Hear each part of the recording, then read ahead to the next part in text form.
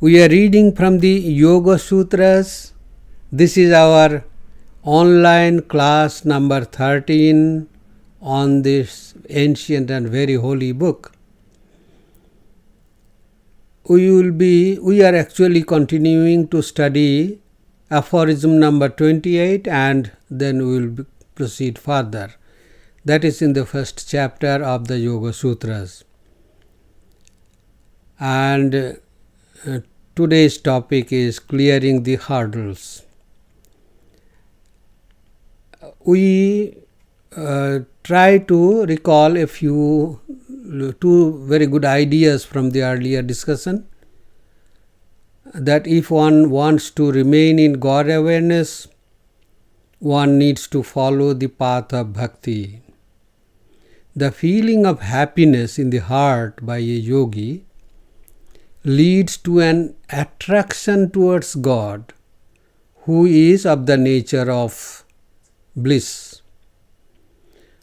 We have understanding that we like to think of some happy experiences repeatedly, when the same kind of urge to repeat Om as the mantra of God naturally comes in our mind, then that is called devotion.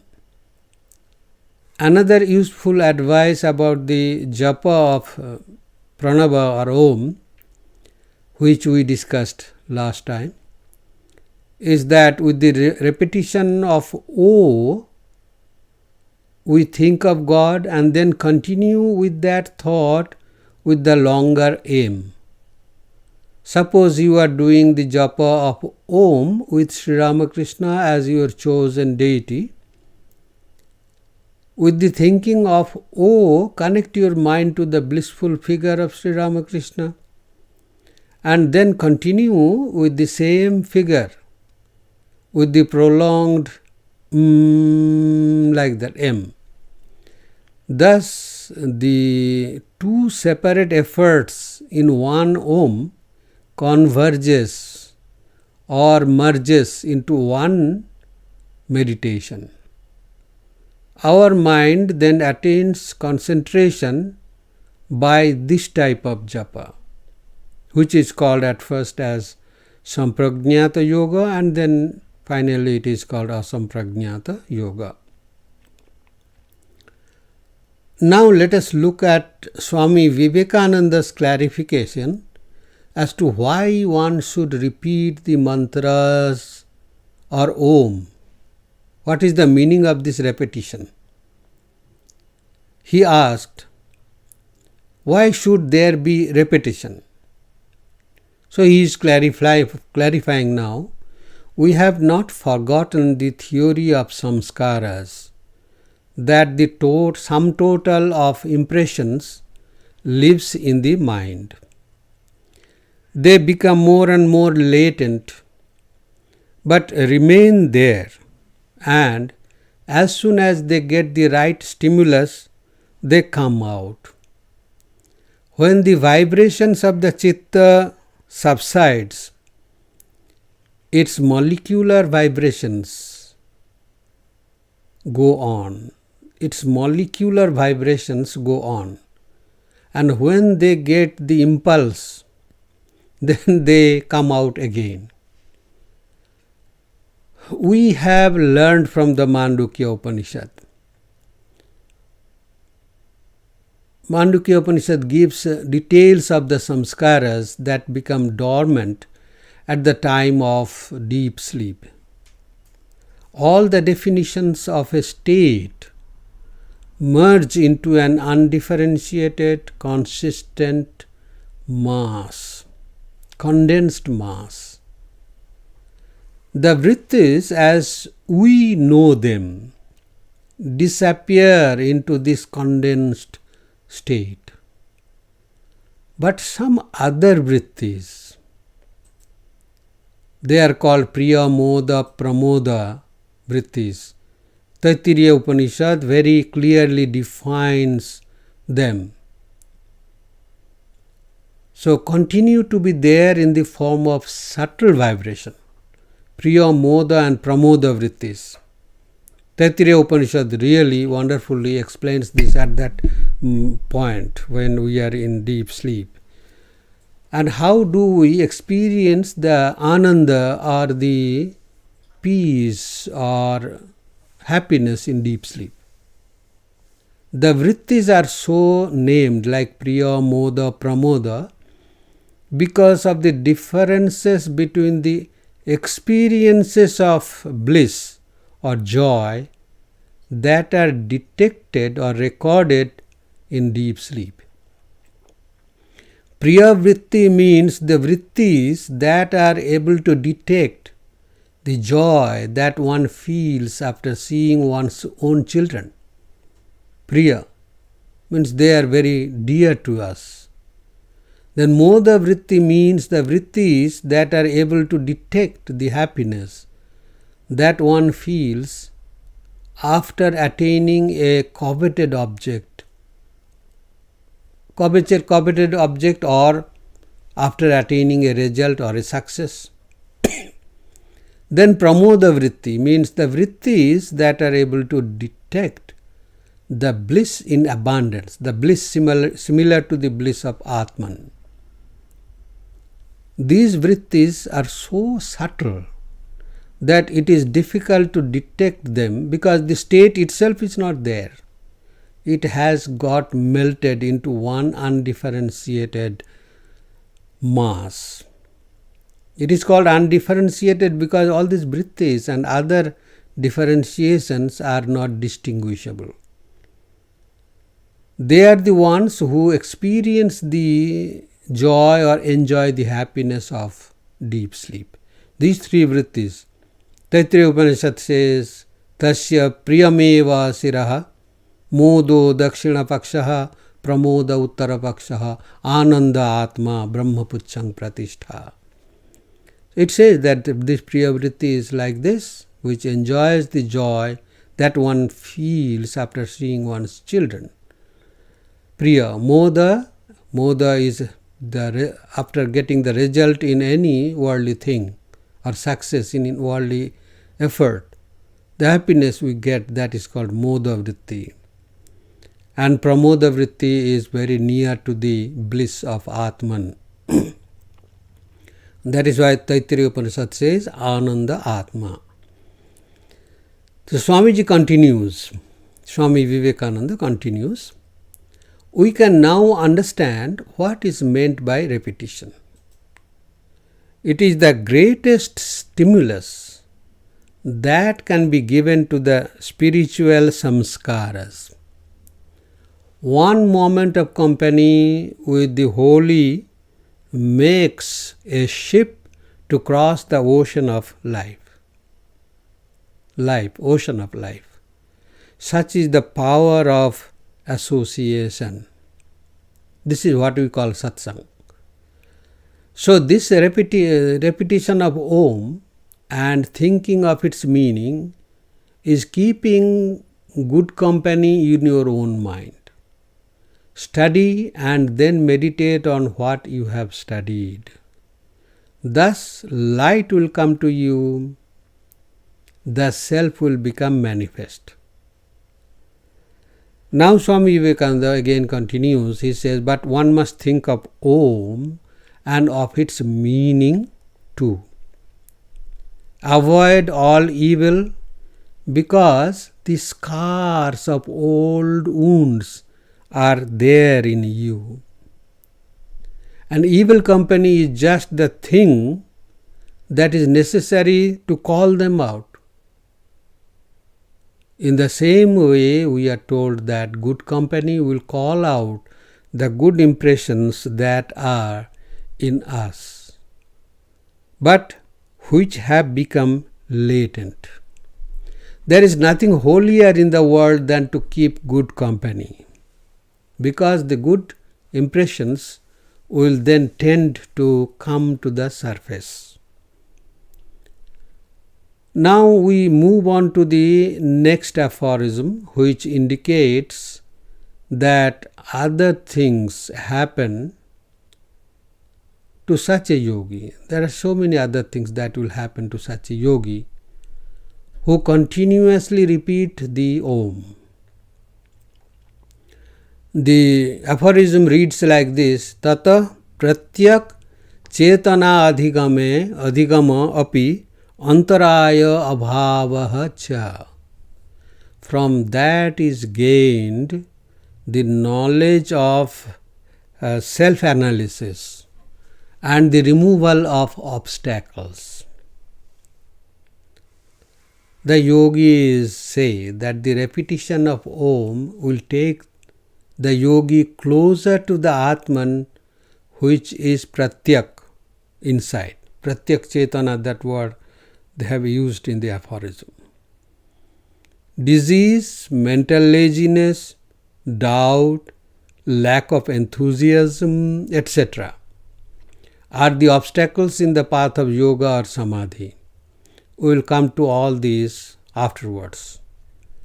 These obstacles will be overcome in the course of our practice of the japa of Omkara, of Om.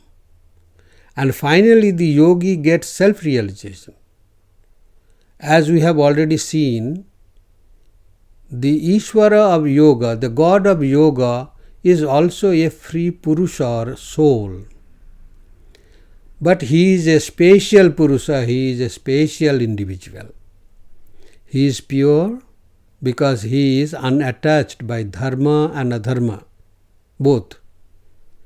He is ever contented because he is free from ignorance, egoism, etc. He is not subject to any species, age or karma, jatyayur bhogaha. Jati, species, age, ayu and karma, bhoga.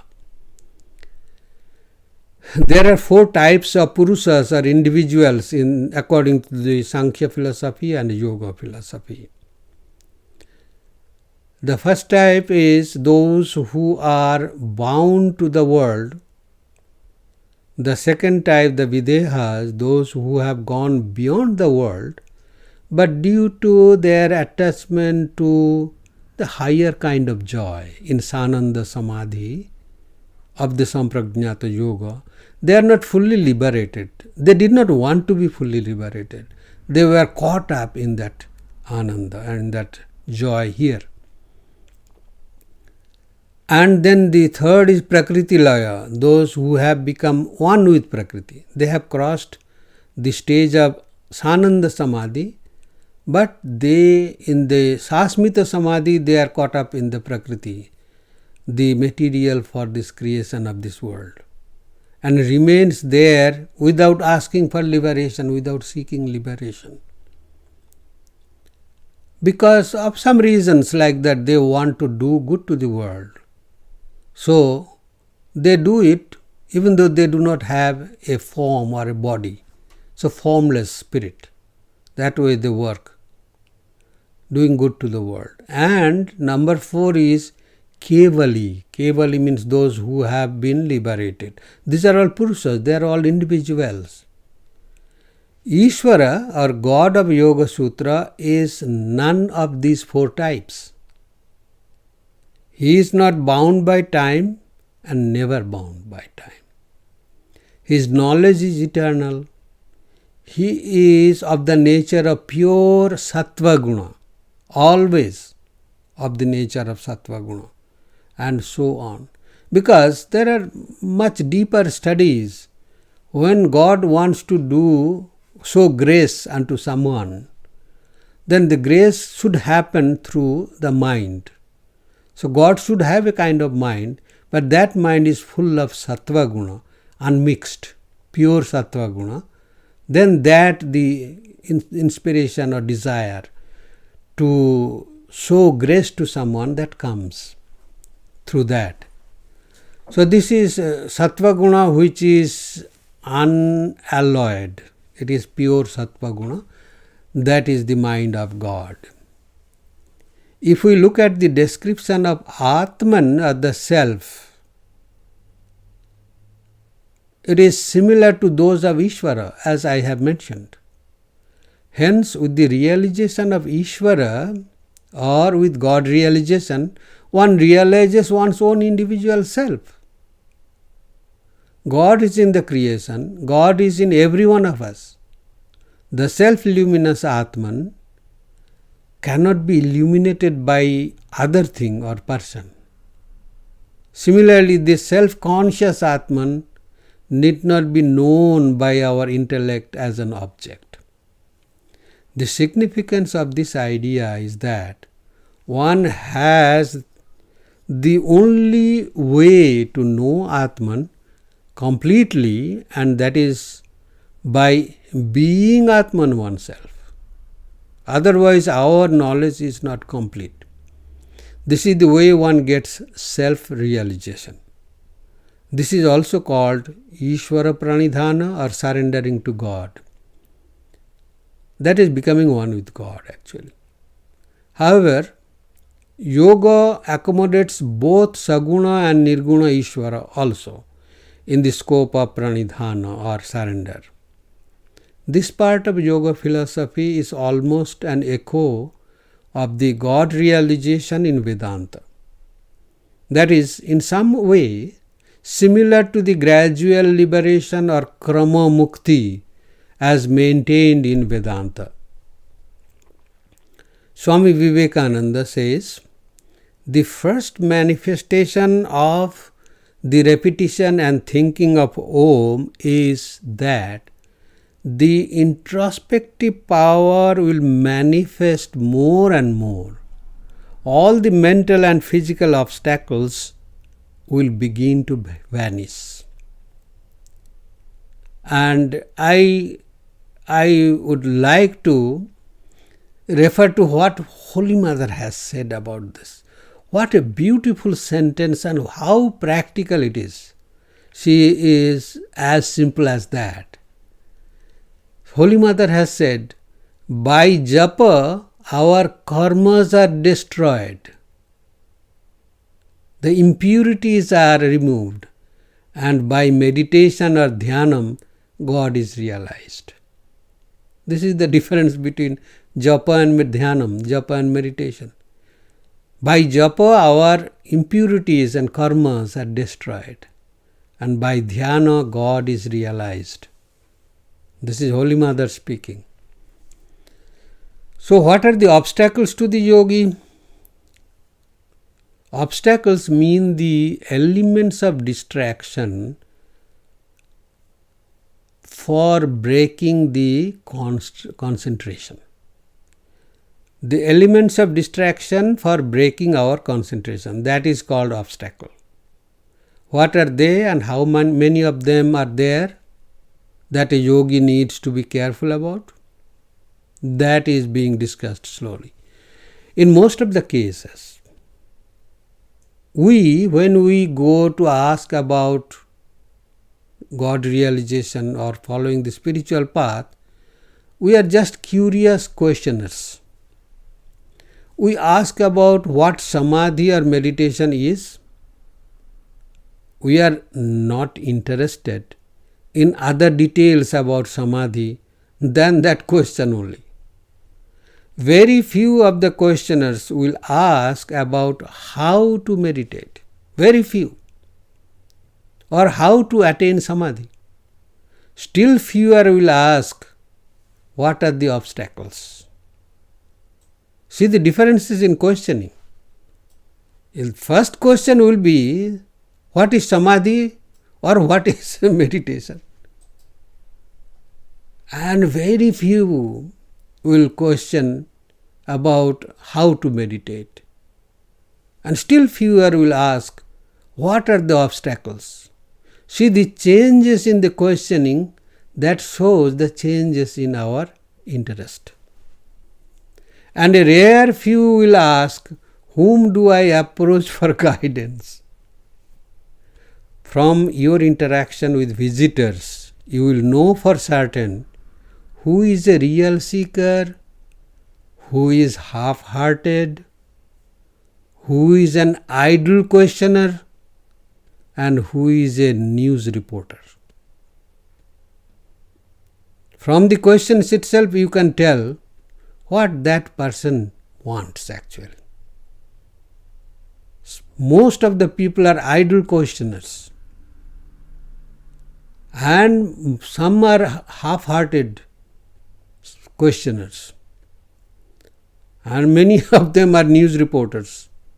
And there will be a very few who are real seekers. And from the questions itself, you will know who is what, who is who.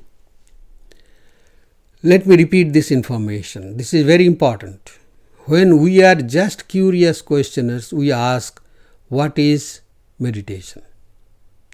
And very few will ask, how does one meditate? Still fewer will ask, what are the obstacles here? Where the shoe pinches. This is practical. They are asking about obstacles. And a potential candidate or a real seeker will ask, who do I approach for guidance?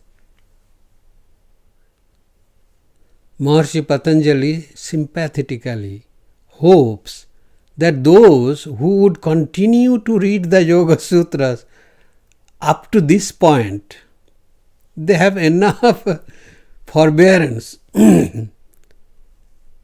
They should be informed about the obstacles or hurdles in the path of yoga practices.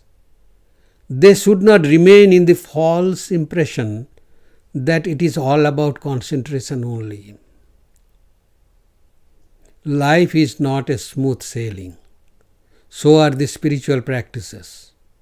Yoga is actually more about preparing the uneven, leveling the uneven ground for maintaining concentration, attaining concentration, than directly beginning with concentration alone. A house cannot be built on sands. Sounds familiar? Yes, it is said by Jesus. Maharshi Patanjali is narrating the different obstacles. He has given a list of 9 plus 4 equal to 13 obstacles in 2 aphorisms. We will read those, the next aphorism number 30. It says that disease, mental laziness, doubt, lack of enthusiasm, lethargy, clinging to sense enjoyments, false perception, non-attaining concentration, and falling away from the state when obtained are the obstructing distractions. Antarayaha. These are the 9 obstacles in front of a yogi. Please remember that when we are using the word yogi, most of the time it means a practitioner, a practicing yogi in the path of yoga. Sometimes it means the self-realized yogi, which is specially mentioned at those particular places. Otherwise, the word yogi means a practitioner, a novice maybe, or an aspirant in the path of yoga. As usual, the cause of these 9 obstacles arises as the vrittis, or the smallest basic units of thought. It is very, very important to know about them in detail. Some information about them will be enough for the practitioners. Then it will be easy for the yogi to recognize them and take proper efforts to come out of their influences when they are really practicing and moving in the path. The removal of abstractions and achieving concentration are one and the same. The removal of abstractions and achieving concentration, they are one and the same. The obstacles are, now let us go into them. Number 1, vyadhihi. Vyadhi means disease. This is the first of all the obstacles. Disease can be both physical and mental. In the modern times, both types of diseases have become important. We have the experience that even a little of physical health problem keeps us disturbed. It is not easy to meditate or concentrate at that time. Mind won't be at peace. Proper movement of the body, proper food, both in quality and quantity, proper sleep, and taking out some time for personal moment to look inside and practice concentration. These are the remedial measures one should take to remove these obstacles which are called disease. So that is why yoga also is arranged in that way. It is not only yoga but also all the religious philosophies in the Indian system, including the non-dual Vedanta, which give the utmost importance to taking care of one's physical and mental health. This should be the case because, as the Sanskrit saying goes, Shariram Adyam Khalu Dharma Sadhanam. The body-mind complex is the first thing to consider or to be serious about if one wants to practice spiritual disciplines. Those who lead a practical spiritual life are not daydreamers like the theorists or the ideologists. They are practicing this regularly. So they have practical problems and practical solutions. If you just get up from your night sleep and then immediately sit for meditation, what happens? You fall asleep again. And if you sit on your own bed for meditation, then it is the easiest way to fall asleep again. Because mind is under tamas at that time, under the grip of tamas. So you have to be practical about that. You have to get up, you have to wash yourself, prepare yourself for that. Mind has to be roused to that situation. And then you sit and follow all the details of meditation, physical and mental. Swami Vivekananda says that this body is the boat which will carry us to the other shore of the ocean of life. It must be taken care of. Unhealthy persons cannot be yogis. This is like one of the Mahavakyas, the great sayings. Unhealthy persons cannot be yogis. This is final. An unhealthy person cannot lead a normal life, what to speak of their being a yogi. So that is why Vyadhi means disease is one of the main obstacles. That is the first obstacle Maharshi Patanjali has narrated. Then the second one is called Sthana. Sthana means mental laziness. This is a wonderful idea here. Mental laziness has a reason behind it. The mind is always so busy. Now see, the busy mind is lazy. That is what they are going to say here. The mind is always so busy that it has little time to consider taking a break and much less time for practicing concentration. Much less time. Many a time your own mind will feel it better to drag you to work or to even think of a work than sitting in meditation or even sitting quietly for some time. These are called workaholics.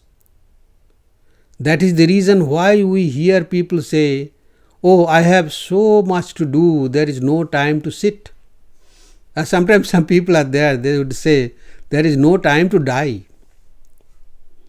They try to think that if they do not work, the whole world is going to fall apart. This mentality is called mental laziness in spiritual language.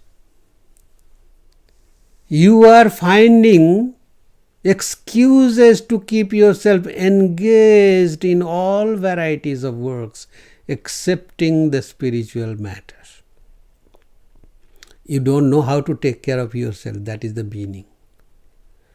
The antidote to this laziness is personal effort and practice of patience.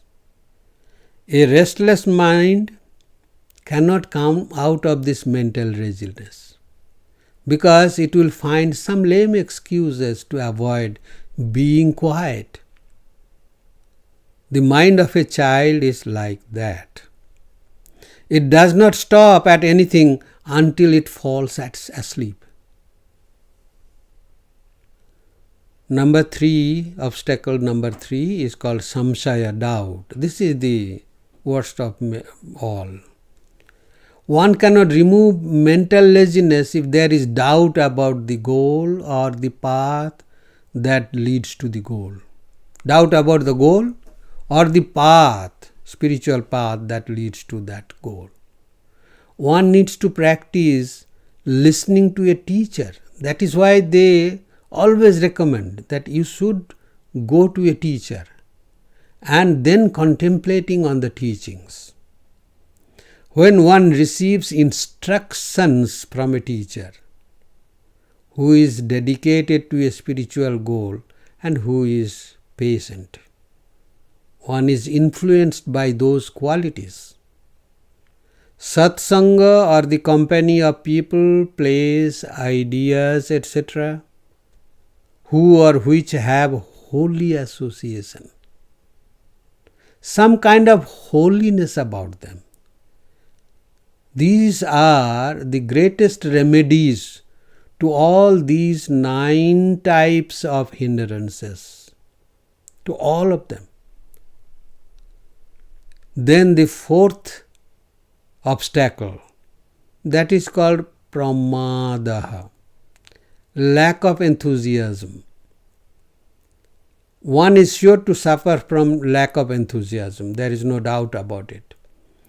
If one is not interested in the practices of samadhi, and also most importantly, if one does not have self-respect,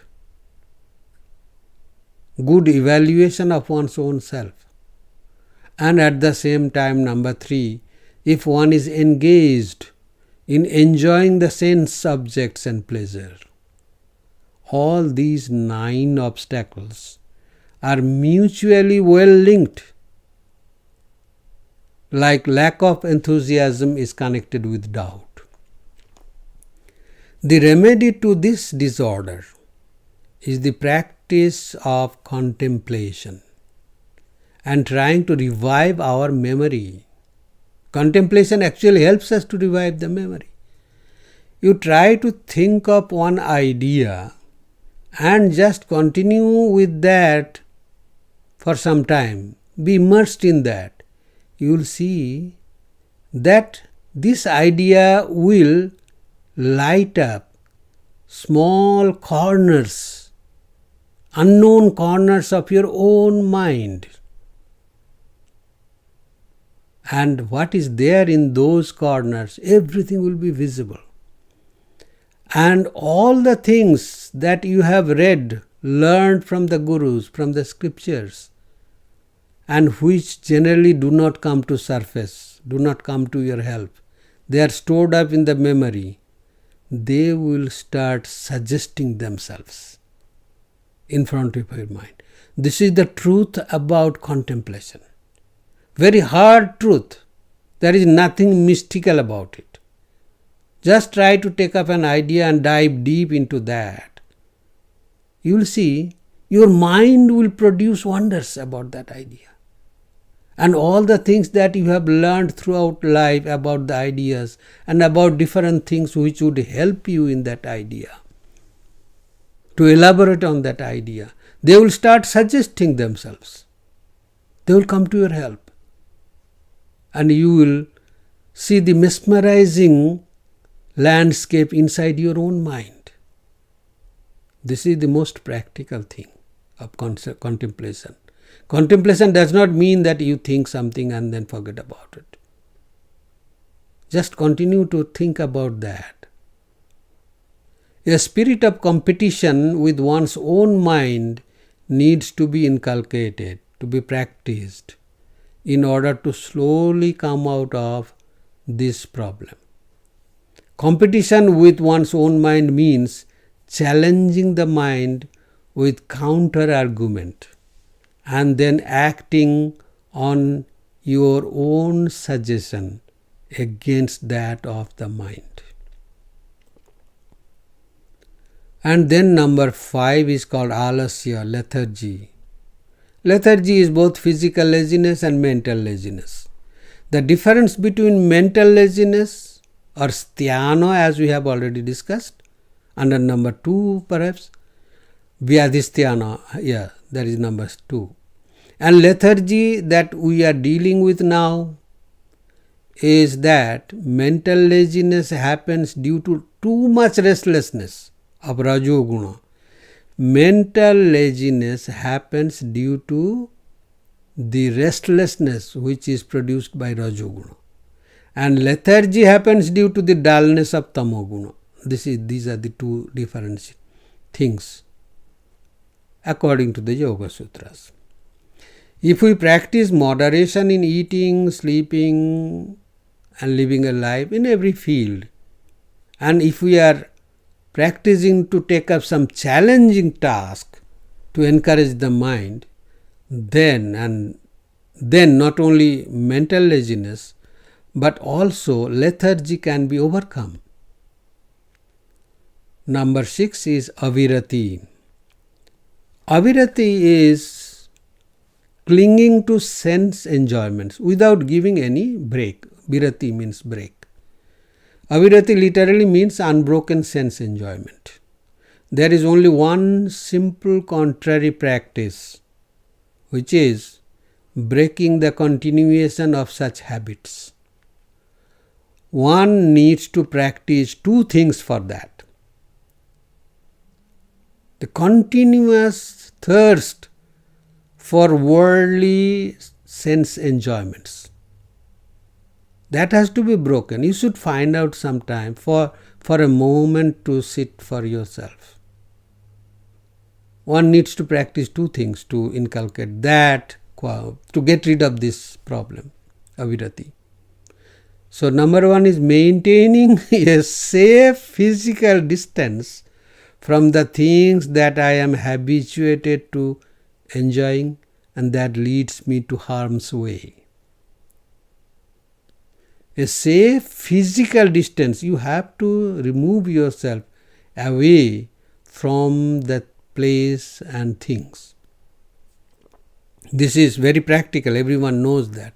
That is why people go on urlaub, on holidaying. And number 2, engaging the mind in other interesting things. So what to do when you are not going there? Engage yourself in other interesting things, so that the mind is not allowed to have time to dwell on the past. Some other interesting things surely does not mean another version of the same harmful habits. Something completely different. Then number 7, Bhranti Darshanam. Bhranti Darshanam is false perception. This is a difficult obstacle for a practicing yogi.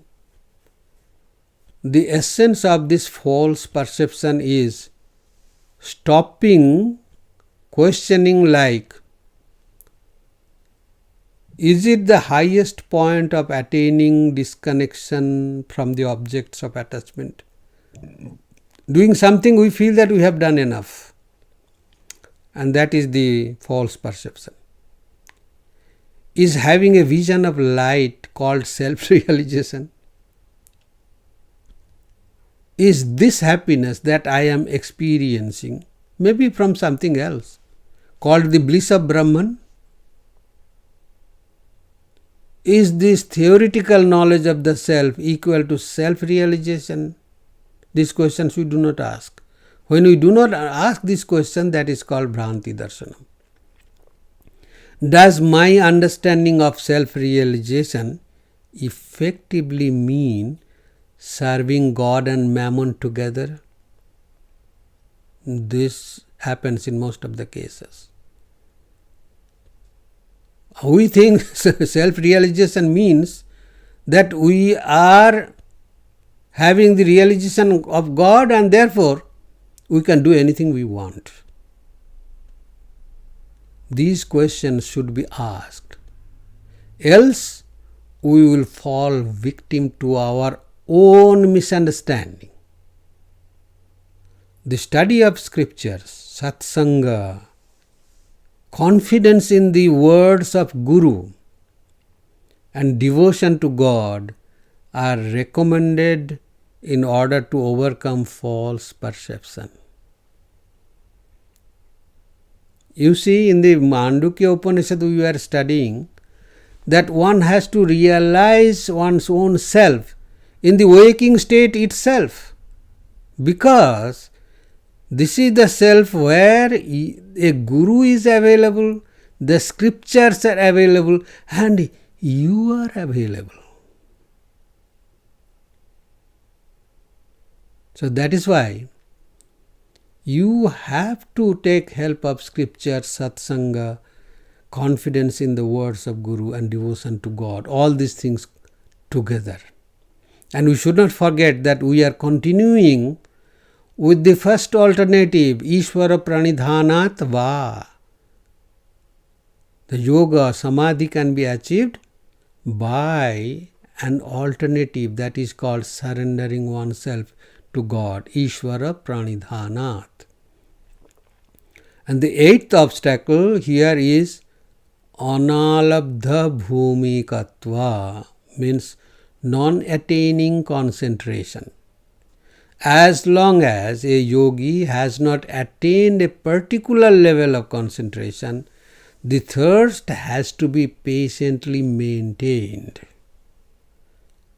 In the yoga it is said that when your mind has come to the Anahata Chakra, and then it goes up to Vishuddha Chakra.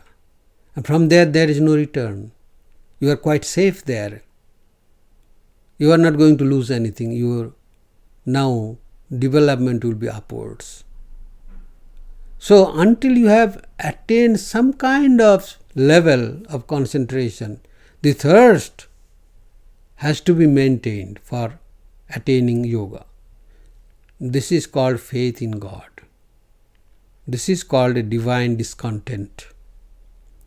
And number 9 in this aphorism, the last one, Anavasthitatvam, means falling away from the state when obtained. This happens to many of the yogis if they are not already connected with the highest samadhi. One need not be impatient. Falling away from a state is common to all efforts, but regular practice for a long time will produce the result. Swami Vivekananda says, some days or weeks when you are practicing, the mind will be calm and easily concentrated, and you will find yourself progressing fast. All of a sudden, the progress will stop one day, and you will find yourself, as it were, stranded. Persevere. All progress proceeds by such rise and fall. This is called losing form in the field of sport, dryness or loss of enthusiasm in respect of spiritual practices, and depression in our common term. When we are facing the challenges of life, we should have a sportsman's spirit. We should take up life as a sport. We should have a sportsman's spirit. We should be optimistic to compete with our challenges. What does a sportsman or sportsperson do when he or she loses the form? They know that it is a temporary phase which is common to all. They do not quit in the middle. They persevere and continue with the practice, and today or tomorrow they come back with more cheer and more spirit. Our body and mind have a genetic bond between them, as it were. One cannot move without dragging the other with it. It is therefore a hard task to carry both the loads together to give them a direction. It is indeed very difficult. That is why the majority of the people try to avoid it and flow with the tide. They want to flow with the tide, which they think is normal. No, that is not normal. That is called delusion. That course is not normal, which leads us to our peril, to our harmful end, to our destruction. No compromise can be made in this respect. One has to be very strict about it. Sometimes that may seem that we are being really uncompromising about our comforts, physical, mental. But one has to be like that, because otherwise you are going in a wrong direction. There are some more obstructions, exactly 4 as I have already said, which are being narrated in the following aphorism. The Yogasutras is enumerating as many of the possible distractions as it can, so that we are aware of them, and at the right moment we can detect them as one or some of the things that we already know. When we encounter those obstacles, we already know what to do about them. Simple theoretical knowledge about these obstacles would be enough. We do not need to practice these obstacles. We have to have the knowledge about them, information about them. Then a particular person will not feel devastated or shocked, thinking that it is perhaps happening only to me. Most of the time this is the case. You don't know my case, and it seems that this person is suffering from some unique experience which nobody in this world has suffered.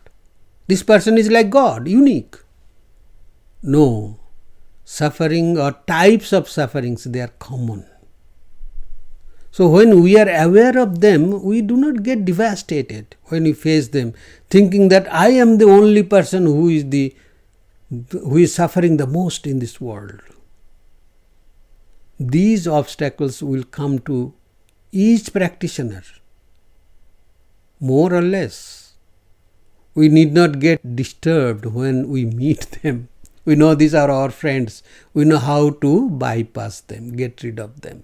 That's all.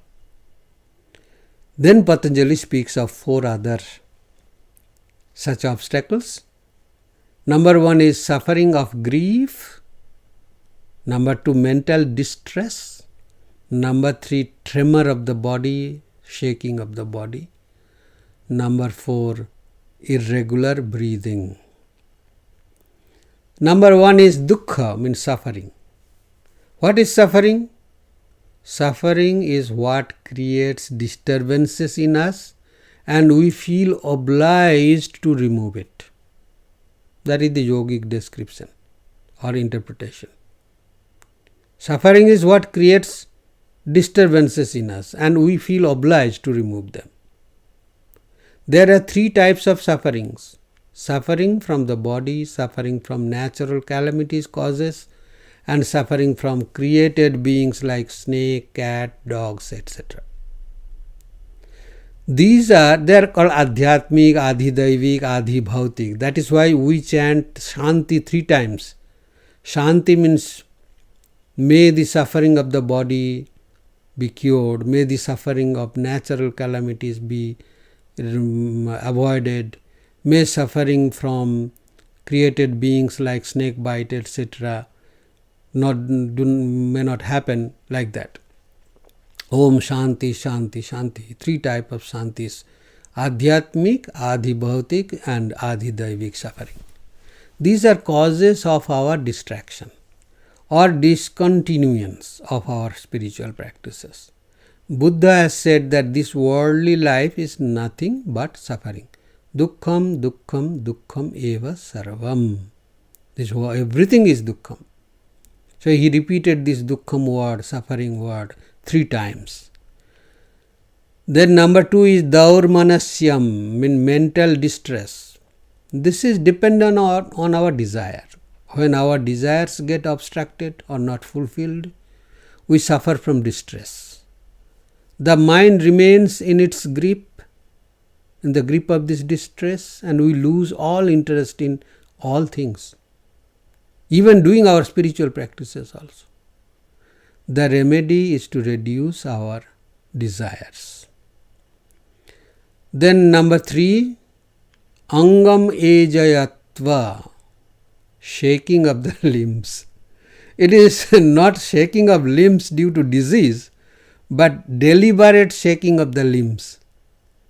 They say this is proof of our inner restlessness. The restlessness of a mind which is not in our control, that manifests through our shaking of the body. People are sitting there, people would be sitting somewhere, and then would be shaking the limbs, shaking the legs or thigh. That shows the restlessness in the mind. People will be just playing with the hands and fingers and all these things, squeezing the palms. That shows that mental distraction. The body and mind are intricately interconnected. That is why a steady posture is recommended for meditation. Initially that should be achieved, and then only mind can be concentrated. And then the last one of the 4 is called Swasa Praswasaha. And this is also very, very wonderful. The idea behind this is really wonderful, as we have already seen. The mental laziness means too much of restlessness. And here you will also see that normal breathing in and breathing out could be a cause of our distraction or an obstacle in concentration. We have to remember that our breathing remains in sync with or in harmony with our mind and body. Our worldly activities need them to be on the hook together. Therefore, when you sit for concentrating the mind, and even when you need to concentrate on a disturbing work, it is not easy to do so immediately, because your mind is to be quietened first. This is difficult because you have to deal with both your breathing and also your body, and then finally the mind will be calm. So they advise rhythmic or regular slow breathing. That is very important for concentration. Even they say before sitting in meditation, be physically slow. Be physically slow. Prepare yourself very slowly. Do not just run about to prepare yourself to sit in meditation. And then you run and come and you sit down. Top. The mind is not quiet. So physically one should be slow. Be slow to change clothes. Be slow to drink water. Be slow to prepare the seat. and then slowly sit down. By that time you will see that your mind has become quiet. So breathing has to be quiet. That is why our normal breathing is an obstacle to our spiritual practice. The need of spiritual practices is to make the body, mind and breathing systematic and harmonious in the beginning. Each of the three can influence them all. So the yogis practice regular physical yoga, the yogasanas, breathing exercises called pranayama, and mental concentration called samadhi, in order to direct the whole energy towards achieving the goal. So we will just Swami Vivekananda has said, we remember that now, that concentration will bring perfect repose to mind and body every time it is practiced. When the practice has been misdirected or not enough controlled, these disturbances come. Repetition of Om, self-surrender to God or Ishvara Pranidhana will strengthen the mind and bring fresh energy. So, these are the obstacles. And with the narration of the obstacles, we have also hinted at what to do about them in short. But Patanjali will take up the remedial measures slowly, what to do to remove them, and in the next two aphorisms. So we will take up those two aphorisms in our next sitting and next reading of the Yogasutras. Today we have come to the end of our time. So thank you very much